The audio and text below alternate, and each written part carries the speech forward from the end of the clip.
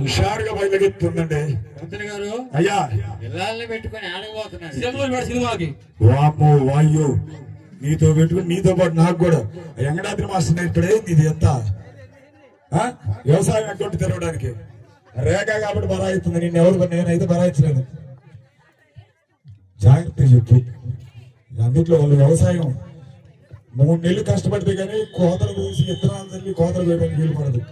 మన 20 నిమిషాల్లోనే మా రైతులు అందరూ కూడా కష్టపడి దుక్కులు తింటున్నారు. సరిగ్గా చెప్పలేదు అనుకో. ఏంటి అర్థం ఏంటి నవధాన్యాలు అంటే ఏంటి? జీడిపప్పు, బాదం పప్పు, పిస్తా పప్పు, మినపప్పు, శనగపప్పు. పప్పు గన్నేరు పప్పు ఎందుకు మర్చిపోయా? గన్నేరు పప్పు ఇదా? అది కాదమ్మా. ఒట్లు, రాగులు, జొన్నలు నవధాన్యాలు అంటే అది ఏదో భగవంతుడి దయ వల్ల వర్షాలు సస్యశ్యామలంగా పడుతూ వర్షాలు పడితే ఏం చేస్తా? బజ్జీలు వేసుకుంటారు. బజ్జీలా? తెలియదు. నీకు నేర్పినందుకు వెంకటాద్రి అనాలా లేదంటే శంకర్ అనాలా? గంగపాలెం శంకర్. వీళ్ళిద్దరిని జడగొట్టారు. తప్పది.